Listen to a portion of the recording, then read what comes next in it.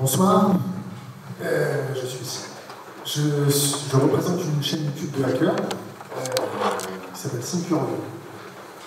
Thinkerview, T-H-I-N-K-E-R.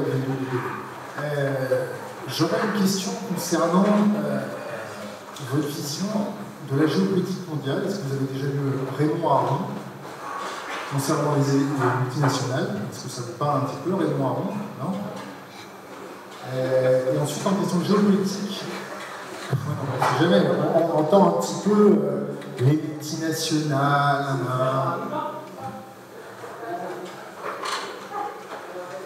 T'as un téléphone avec toi, mec?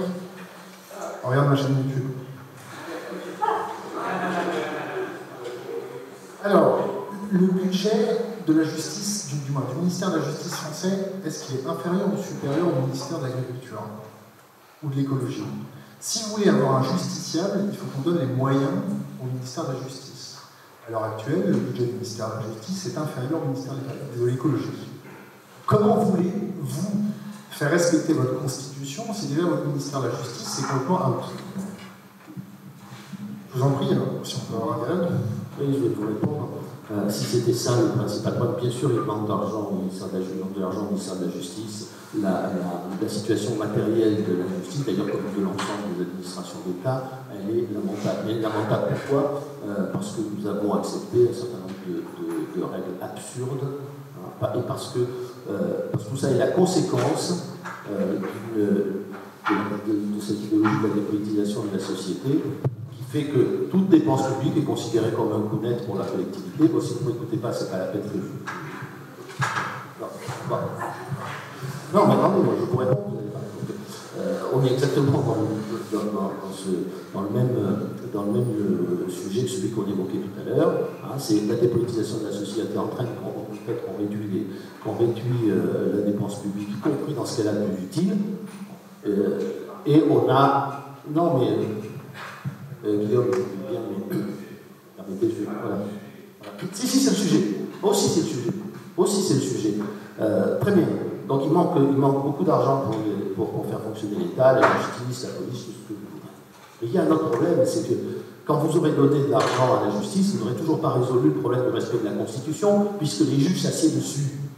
Parce qu'aujourd'hui, la loi et la Constitution, elles sont jugées par une quantité de cours suprêmes, il y en a au moins 5 qui concernent la France, 3 françaises et 2 européennes, sans parler de l'OMC, de l'ONU, etc. Donc ça fait la compétence internationale, ça fait beaucoup.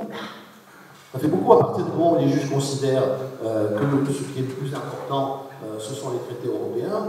La Constitution, elle a tellement de pouvoir.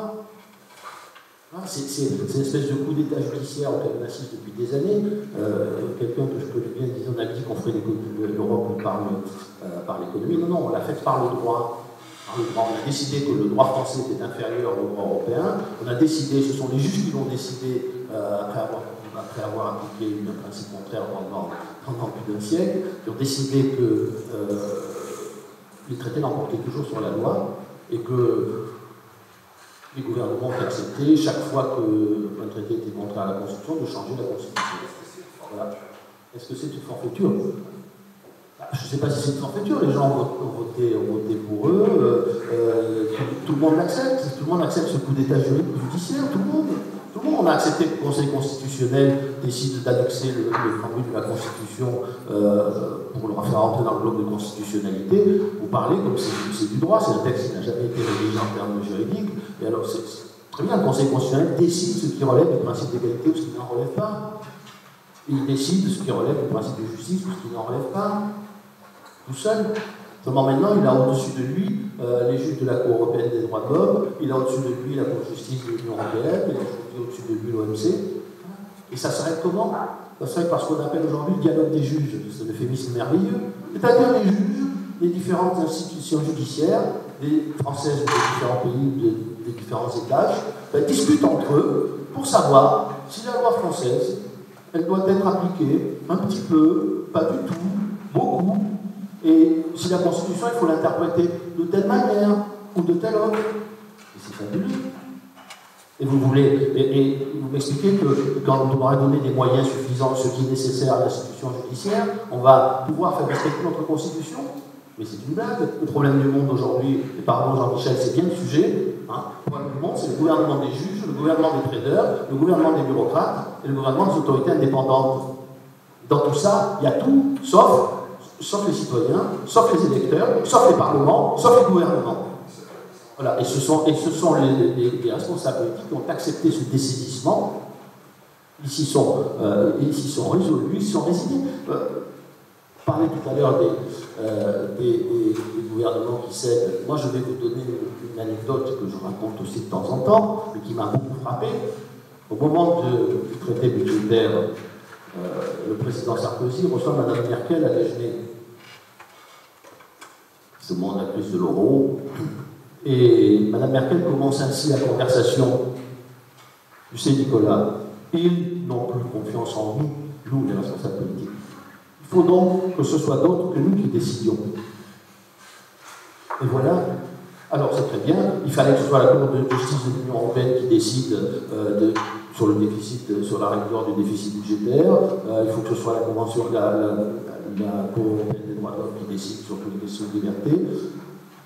C'est à partir du moment où le politique renonce à ce point et où les juges envahissent le terrain et installent le gouvernement des juges. Donc on est quand même dans une Europe fantastique, regardez la jurisprudence du Conseil d'État. La concurrence est devenue presque l'équivalent d'un droit de l'homme. Quand aujourd'hui on parlait tout à l'heure d'émergence de la personne morale, et c'est extraordinaire. Eh bien, la concurrence, c'est un droit fondamental. Il faut absolument respecter, même si la concurrence ne résout évidemment le fruit d'une théorie très particulière, elle ne résout pas tous les problèmes de la société, elle ne résout pas tous les problèmes de l'homme, et on a le droit de penser que dans beaucoup de domaines, elle n'a rien à faire. Mais ça ne fait rien. Voilà. Les juges ont décidé que c'était un droit fondamental. Vous n'avez pas, l'État est intervenu, il n'a pas respecté le principe de concurrence, c'est absolument fantastique.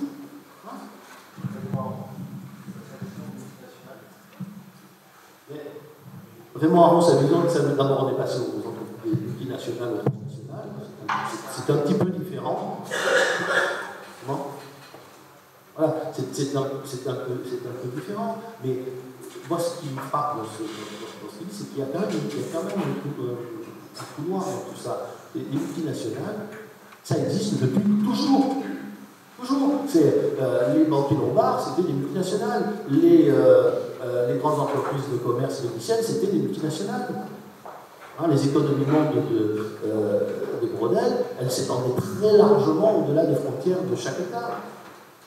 L'économie a toujours franchi les frontières des États. Et ça n'empêchait pas qu'il y ait un pouvoir politique, qu'il y ait des États et qu'ils fassent respecter des règles de l'économie. Même dans des républiques marchandes, comme Venise, ou dans des républiques financières comme Florence, il y a un pouvoir politique. C'est une caractéristique de notre époque que ce projet délibéré de dépolitisation de l'économie et de la société. C'est un projet délibéré auquel nous ne sommes pas condamnés. Bonsoir. Claude Cholet, j'anime un site internet d'analyse critique des médias qui s'appelle l'OGIM, l'Observatoire des journalistes et de l'information médiatique. J'ai une question pour M. Guédot et pour le panel. Alors d'abord pour M. Guédot, j'étais un peu surpris par votre exergue qui nous a dit en gros que le TAFTA c'était mal, mais que les populistes c'était très mal. Le TAFTA, le traité, c'était mal, mais que les populistes c'était très mal. Que le TAFTA c'était dangereux, mais que la révolte des peuples, ça pouvait être encore plus dangereux. Alors, si la révolte des peuples, c'est pire, qu'est-ce qu'on fait là? Maintenant, une question sur le panel. Il y a un optimiste, Paul Jorian, qui dit bon, finalement, on est en train de gagner. Je simplifie. Et puis, monsieur Benjamin Masson-Héry qui dit c'est pas tout à fait sûr. Alors, on va se situer du côté des pessimistes. Admettons que le TAFTA, il aille jusqu'au bout. Qu'est-ce qui se passe sur le plan de la ratification? Est-ce que ça se passe devant chaque Parlement? Et si un Parlement dit non, ou plusieurs, qu'est-ce qui se passe? Et chaque Parlement fait. Et on peut faire échouer l'accord si la France, par exemple, ne le ratifie pas. Chaque Parlement va décider, donc nos majorités politiques et le gouvernement seront en face de leurs responsabilités. À ce moment-là, je vous réponds sur le peuple. C'est ce que nous faisons là que nous essayons d'éviter d'en arriver à cette extrémité. C'est-à-dire, ou bien, mais oui, ce qui nous menace, c'est la surdité des responsables politiques, c'est la surdité des majorités. Ce qui nous menace, c'est qu'au lieu de passer par un processus démocratique, au lieu de passer par les voies normales, où le peuple peut s'exprimer sans violence. Ça sert à ça, la démocratie. Ça sert juste à exprimer des divergences sans la violence, d'abord. Voilà. Qu'est-ce que nous essayons de faire? De faire bouger l'opinion, de faire pression raisonnablement sur les gouvernements. Parce que si nous n'arrivons pas à une régulation raisonnable, à une ouverture maîtrisée et à une protection raisonnable, nous aurons la protection déraisonnable. Si nous aurons la révolte, c'est-à-dire la colère des peuples. Et la colère des peuples elle conduit jamais à des solutions pacifiques. Jamais. Vous savez, c'est comme le désordre. Quand il y a trop de désordre, il finit toujours par y avoir un retour de bâton et il finit par y avoir de l'ordre. Mais pour ne pas avoir été capable de construire un ordre raisonnable, nous devons construire et nous avons l'ordre déraisonnable. Nous aurons une situation politique déraisonnable si nous laissons faire tout ça. Voilà ce que nous faisons ici et puis nous essayons d'empêcher la déraison. Il y a malheureusement aussi une autre solution, ce qui s'est passé en 1914. Parce que, oui, c'est pas exactement la révolte des peuples, en l'occurrence. Parce que quand le système n'arrive plus à résoudre des problèmes, qu'est-ce qu'on fait? On les résout dans le game. C'était exactement le même phénomène. Si vous reprenez l'histoire, on ne va pas faire un débat là-dessus, si on reprend l'histoire, c'était exactement les mêmes phénomènes. D'ailleurs, Vie économiste termine son article là-dessus, en expliquant qu'effectivement, avant 1914, tous les feux étaient ouverts pour le libre-échange. C'était merveilleux. Et on en a enfin encore en faire plus. Norman Angell, en 1911, dépeignait le nirvana du libre-échange, avec des nouvelles technologies. Et puis, il est arrivé, évidemment, 3 ans après, c'était la catastrophe.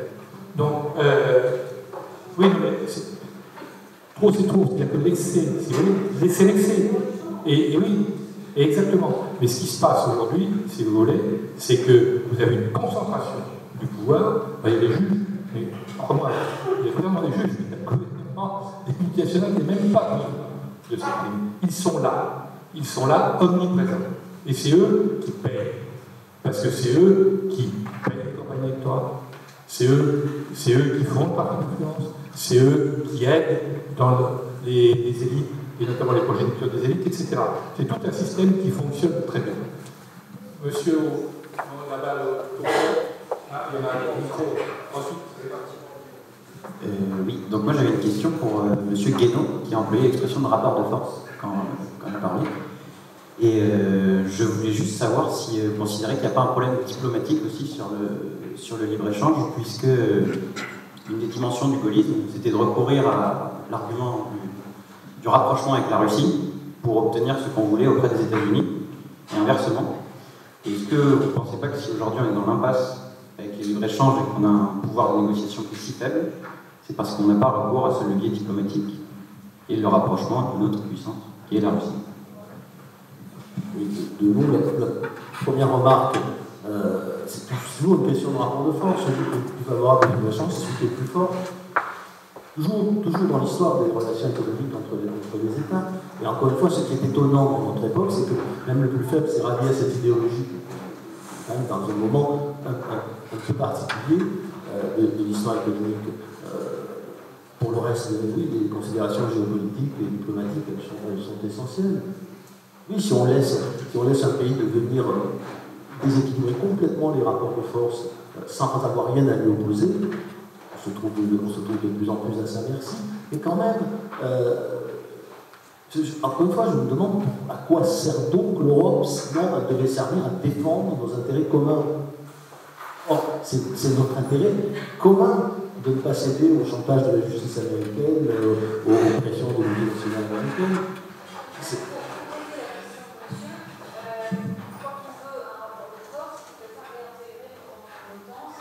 Oh,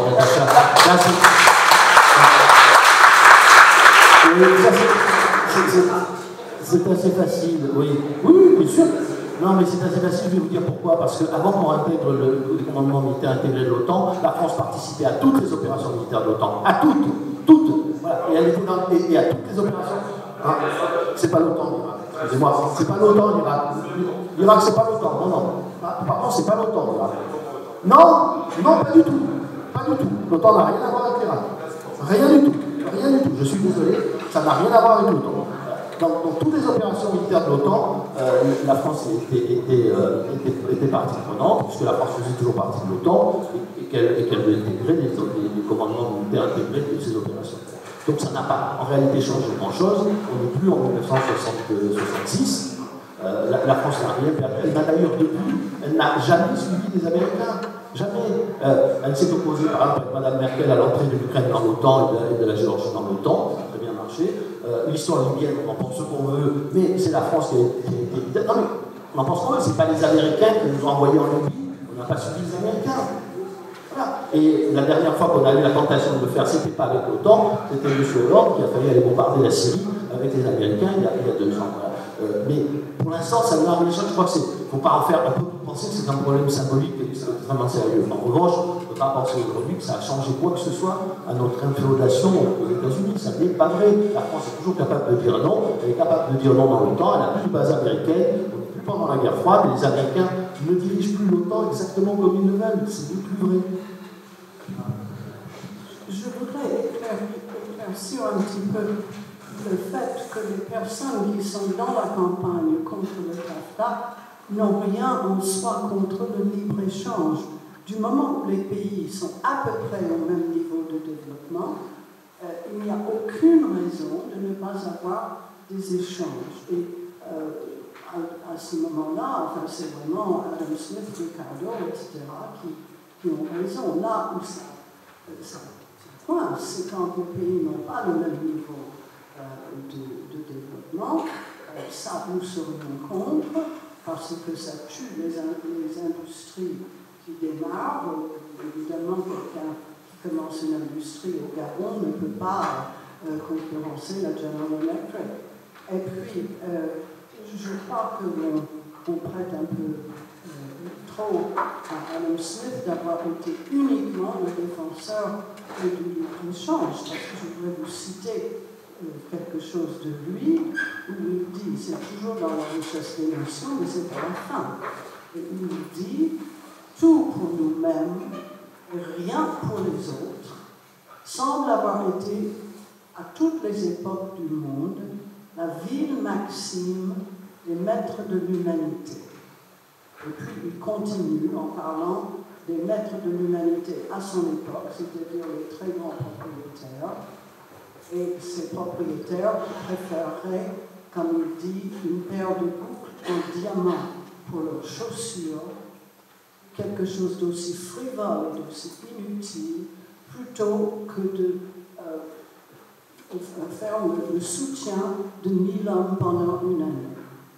Voilà Adam Smith, c'était un philosophe moral, et je crois qu'aujourd'hui, s'il vivait, il verrait que les maîtres de l'humanité, c'est ceux contre qui on lutte en la personne des transnationales qui s'entendent parfaitement entre elles. Et que le traité dont nous discutons là n'est pas un traité de libre-échange, un traité de droit pour les maîtres du monde.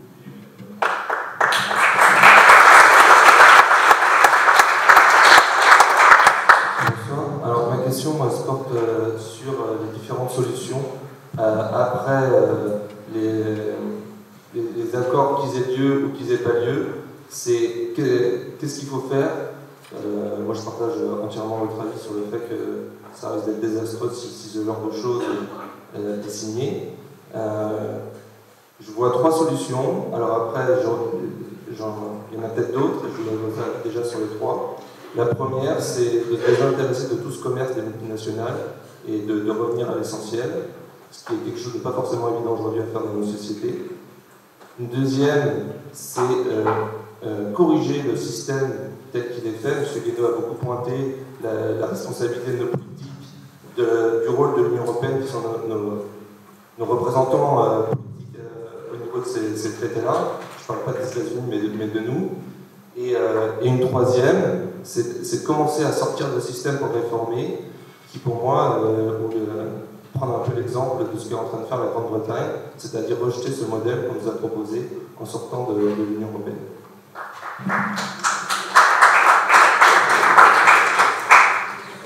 Oui, juste, je pense, la réponse c'est lié un petit peu à la question que vous posiez sur l'optimisme ou le pessimisme et la relation entre les multinationales et les États, le rapport de force qu'il peut y avoir entre les multinationales et les États. Et je pense que ce qui était vrai à un moment donné, c'est-à-dire qu'on pouvait effectivement avoir un rapport de force beaucoup plus favorable au niveau de l'État français, par exemple avec les multinationales. À un moment donné, il y a un degré de dépossession politique qui est tel, comme vous disiez, quand votre industrie, par exemple, a disparu, quand le capital de vos grands groupes est contrôlé en grande partie par les actionnaires étrangers, quand vous êtes dépendant pour votre refinancement au niveau de vos grandes entreprises, au niveau de votre état des marchés financiers, et il y a un niveau, à un moment donné, il y a quand même un rapport de force qui fait qu'il y a un effet de cliquet, où un certain nombre de solutions qui étaient possibles dans le rapport de force avec les multinationales, simplement en termes de rapport de force, ne sont simplement plus possibles. Je donne par exemple l'exemple, vous parliez de BNP Paribas à un moment donné. En 2011, les dirigeants de BNP Paribas ont beaucoup dénoncé la mainmise des banques américaines sur la régulation. Ils ont dénoncé aussi la mainmise d'un petit nombre, par exemple, de hedge funds sur le fonctionnement des marchés financiers. Et ensuite, ils ont eu aussi des gros problèmes avec les autorités américaines, avec la justice américaine. Peut-être qu'avec le recul, ils se sont dit peut-être qu'on aurait mieux fait de se taire, de rester sous le radar et on n'aurait pas eu de problème. C'est la même chose aussi pour un certain nombre de petits pays comme la Suisse, par exemple, ou comme l'Irlande, qui sont contraints à un moment donné d'accepter un certain impérial américain, simplement parce qu'ils ne veulent pas que les Irlandais ont besoin des emplois des multinationales américaines. Les Suisses, si on leur dit d'arrêter si les Américains leur disent d'arrêter le secret fiscal, ils sont contraints de le faire. Donc je pense qu'effectivement, ce n'est pas une question idéologique, c'est une question de regarder vraiment à quel endroit on en est dans ce rapport de force. Et moi, il me semble effectivement que Henri Guénaud disait que fait l'Europe est-ce qu'elle atténue ce problème ou est-ce qu'elle l'amplifie? Et je pense qu'à un moment donné, on ne peut plus poser la question, on est obligé de passer à un degré suivant qui est le constat que idéologiquement, continue, elle a toujours amplifié cette situation et qu'à un moment donné, effectivement, il faut envisager un rapport de force avec l'Europe elle-même, comme on fait les Britanniques. Mais il faut que ça vienne des peuples eux-mêmes, parce qu'en Allemagne, les multinationales allemandes, moi j'ai pensé un instant, lorsqu'il y a eu des attaques contre Volkswagen, que Volkswagen allait se rebeller. Non, ils ne sont pas rebellés, ils ont plié, parce que l'accès au marché américain est pour eux vital, et donc ils acceptent de payer 15 milliards plus 10 plus 15 qui vont s'additionner, ils se couchent dans le système. Et les multinationales, ils se couchent complètement dans le système. Ils ont couché avec Volkswagen. Ah oui, non mais pas, non, oui. Oui, c'est un scandale, enfin, on peut discuter. Alstom avait triché, BNP Paribas, c'est triché. Non, mais. Bon, il suffit. Non, mais donc, Volkswagen s'est couché. À un moment, on a pensé qu'ils allaient résister en début d'année, ils se sont couchés. Et les multinationales allemandes veulent le TAFTA. Elles veulent le TAFTA, bien vu. Et une partie de la classe politique allemande, et Mme Merkel en premier, veut le TAFTA. Sigmar Gabriel, lui, il hésite. C'est pas clair non plus. Donc ça peut venir que de l'opinion publique allemande. Alors, est-ce que l'opinion publique allemande et les élections qui se profitent pour le mois de septembre sera suffisamment forte pour imposer à la classe politique allemande qu'elle mette le TAFTA dans l'ordre du jour des législatives en Allemagne? Peut-être, mais c'est peut-être ça qu'il faut espérer. Parce qu'en France, on a une grande habitude en France de faire de l'enfumage. C'est-à-dire une grande technique. C'est-à-dire qu'on promet, là, effectivement, Hollande qui avait dit devant Obama qu'il fallait au contraire aller très vite. La signature du TAFTA. Et là, il virage à 180 degrés. Mais je ne fais qu'à moitié confiance dans ce qui pourra se passer après la présidentielle. J'observe qu'il y a un certain nombre d'hommes politiques qui ont pris des positions courageuses, Maurice bien sûr, mais il y avait Xavier Bertrand, il y a déjà longtemps, Jean Arthuis, qui a pas pu être avec nous ce soir, ils sont un certain nombre à avoir des positions contre le TAFTA. Bon. À gauche, on n'entend pas beaucoup. Ouais, pas beaucoup. On n'entend pas les députés moyens socialistes se battent là-dessus. Mais je crains fort qu'après le mois de mai, il y aura la logique, on fera des compromis sur le TAFTA. Il y aura, s'ils relancent les négociations, ils aboutiront à des compromis comme sur les tribunaux d'arbitrage, etc. Les médias, évidemment, montrent en épingle les compromis. Et finalement, au bout du compte, la France dira je ne peux pas m'opposer seule aux 27 pays, et on signera dans la foulée, parce que c'est la raison qui l'emportera. Voilà le risque. Voilà le risque.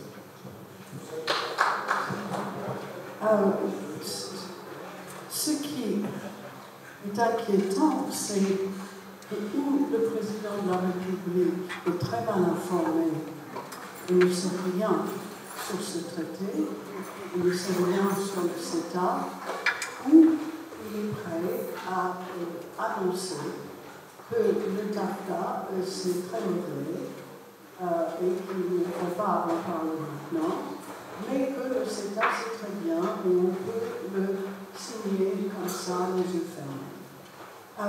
Est-ce qu'il sait que si on signe le CETA, et si tout le monde le signe, il y a une clause qui s'appelle la clause du cliquet. Ça veut dire que si vous avez privatisé un service, vous ne pouvez plus revenir en arrière. C'est fixé pour toujours. Est-ce qu'il sait que nous serions, ils ont déjà accepté ça en Europe, la viande, bœuf aux hormones, porc à la ractopamine, qui est un autre hormone qui permet aux cochons de s'engraisser plus vite, saumon canadien qui pour la première fois va trouver grâce à d'autres manipulations génétiques une maturité dans la moitié du temps naturel, que les poulets seront lavés au chlore, ou est-ce qu'il ignore tout ça? Parce que s'il ignore, je pense qu'il faudrait peut-être conseiller. Ou alors, il veut le TAFTA, il sait qu'il ne peut pas l'obtenir maintenant, et effectivement, après les élections américaines, et avant peut-être les élections françaises, il voudra revenir là-dessus.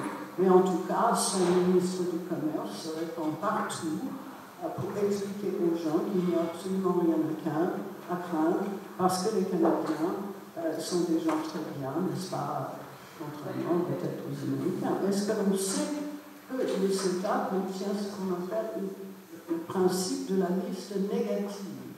C'est-à-dire qu'il faut faire sur cette liste, en détail, tous les services que l'on est prêt, qu'on veut absolument garder. Il faut les mentionner spécifiquement. Et il ne suffit pas de dire éducation. Il faut dire éducation des médecins, éducation des infirmières, éducation du 3e degré, etc. Et que si vous n'avez pas mentionné spécialement sur cette liste dite négative, le service qui n'est pas mentionné est ouvert à la concurrence. Service public, etc. Est-ce qu'il sait que les négociateurs européens ont déjà, sous le TAFTA, cédé aux États-Unis sur 80% des indications géographiques? On n'insiste que pour garder, la dernière fois où je l'ai vu, une centaine ou peut-être 200. C'est très difficile de vous donner les chiffres exacts parce que tout cela n'est pas publié. On est obligé de l'avoir par des fuites ou par des discussions ou par des parlementaires qui peuvent aller dans les pièces secrètes, sans de notes, sans pouvoir photographier quoi que ce soit, et lire certains des chapitres qui sont extrêmement techniques et compliqués. Et ce sont toutes ces questions-là que l'on se pose dans le mouvement anti-TAFTA, mais nous ne sommes pas contre le libre-échange en tant que tel. Nous disons simplement que ce n'est pas de cela qu'il s'agit.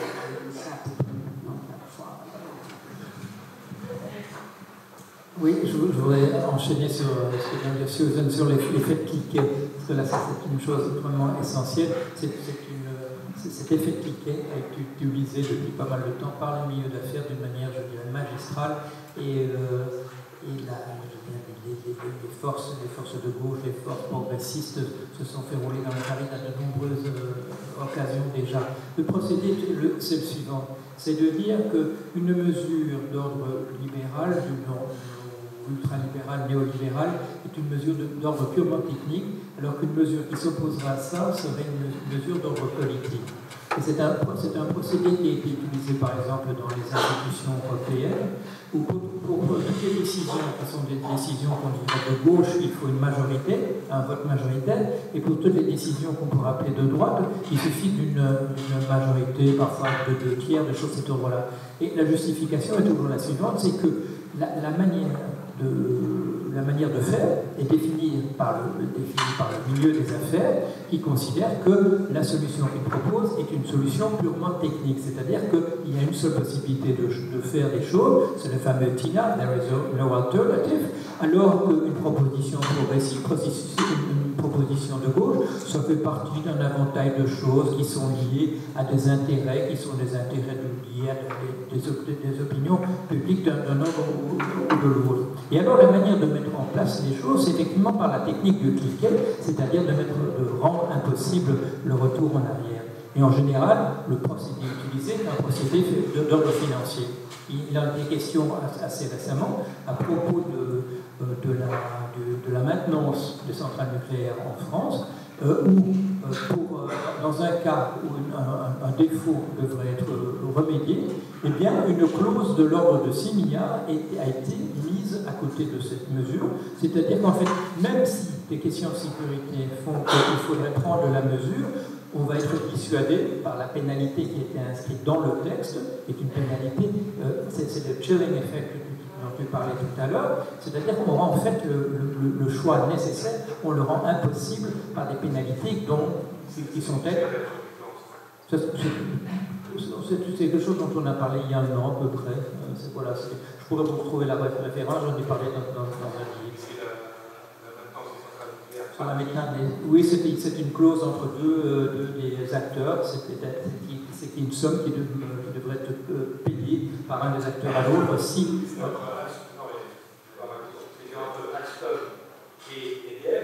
Je ne connais pas par cœur le dossier, mais je peux vous envoyer la référence.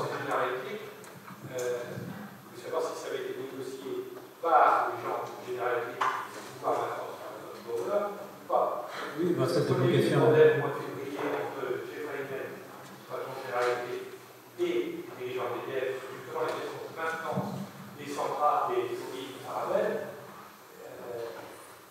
Oui, enfin, ce que je proposais là, c'était simplement une illustration de ce mécanisme général qui est. Vous savez, je connais un peu le dossier. Oui, mais c'est ça. Oui, c'est bien. Voilà.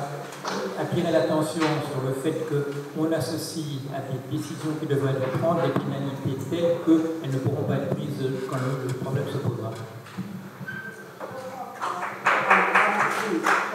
L'Europe a acheté des études une sorte de think tank client qui a compris qu'il y aurait un gain d'emploi et un gain pour tous les Européens.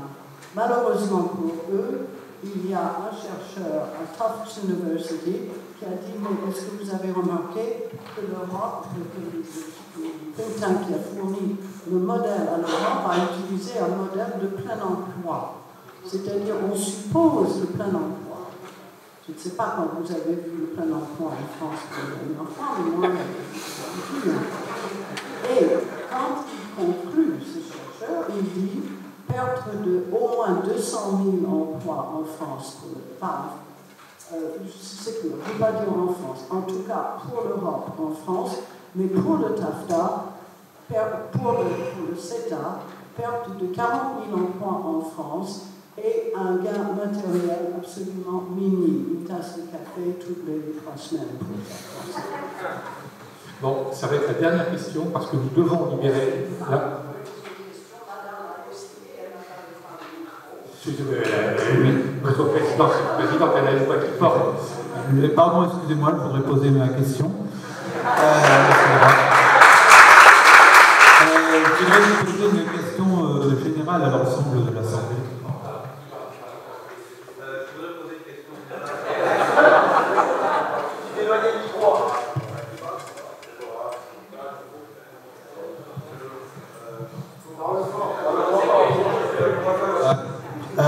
Je voudrais donc poser une question à la générale de l'Assemblée. Maintenant, ce qu'on voit maintenant dans le commerce international, c'est que, à travers le libre-échange, j'ai parfois l'impression que parfois les échanges d'entreprise, ça relève davantage de la triche pour certaines situations que vraiment d'un libre-échange où chacun serait gagnant-gagnant. Et je vous poserai une première question générale à tous. Est-ce que, par exemple, pour les Chinois, on ne pourrait pas instaurer une sorte de taxe douanière pour éviter le dumping des produits chinois, par exemple? Bon, ça c'est une question globale, mais je voudrais poser une autre question à M. Guénaud, que je suis ravi de voir. Vous avez parlé des institutions, du problème des institutions qui étaient apolitiques, qui étaient trop judiciaires, etc. Et je vous ai déjà entendu parler des banques centrales, parmi les exemples de ces types d'institutions. Alors, je voudrais prendre l'exemple de la Banque centrale du Japon. La Banque centrale du Japon est devenue aujourd'hui un immense hedge fund, car elle a pris partie des dettes japonaises qui étaient détenues par les particuliers. Est-ce que c'est le rôle déjà d'une banque centrale de faire ça? Et sachant le poids économique du Japon aujourd'hui dans la scène économique mondiale, est-ce que c'est responsable qu'une banque centrale, est-ce que ça garantit le fait qu'une banque centrale dépende de l'État et non pas et ne soit pas indépendante? Ça avait garanti de ne pas faire de bêtises. Déjà, premier aspect de la question. Et est-ce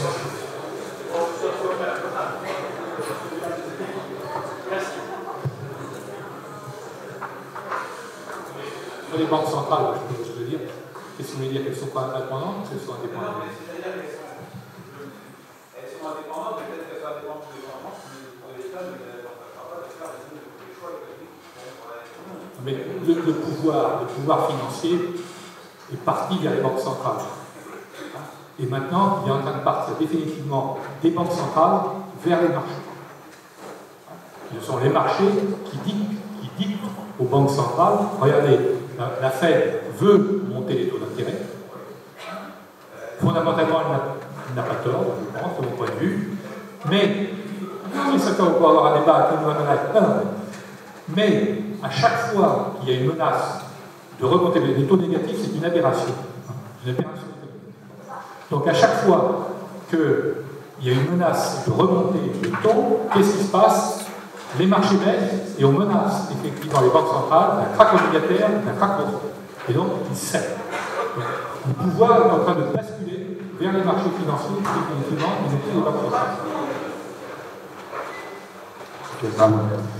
Donc en fait, depuis qu'on a commencé à dire un truc, et ça a vachement rapport avec Orwell, qu'est-ce que vous faites de la décence en fait dans ce monde? C'est ça le grand problème. La décence. Parce que tous les outils de mesure qu'on peut voir, le PIB, tout ce dont on parle depuis tout à l'heure, je parle peut-être un peu de chef, mais ce sont des outils de mesure qui ne peuvent pas du tout mesurer, par exemple, la qualité de l'éducation de mon gamin. Ça, c'est très intéressant, le PIB, ça ne mesure pas ça, par exemple.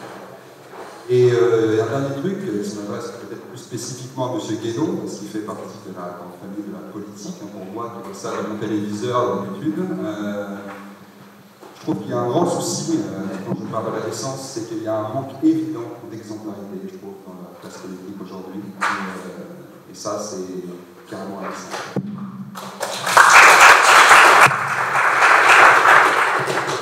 Oui, je ne vais pas disserter sur l'exemplarité, tout le monde peut constater ce qui se passe et avoir un jugement moral. Ce n'est pas la première fois, et plus que l'exemplarité, ce qui me dérange, c'est l'insuffisance de la classe politique. Parce qu'il y a l'insuffisance morale, il y a aussi l'insuffisance politique, l'insuffisance intellectuelle, l'insuffisance de volonté.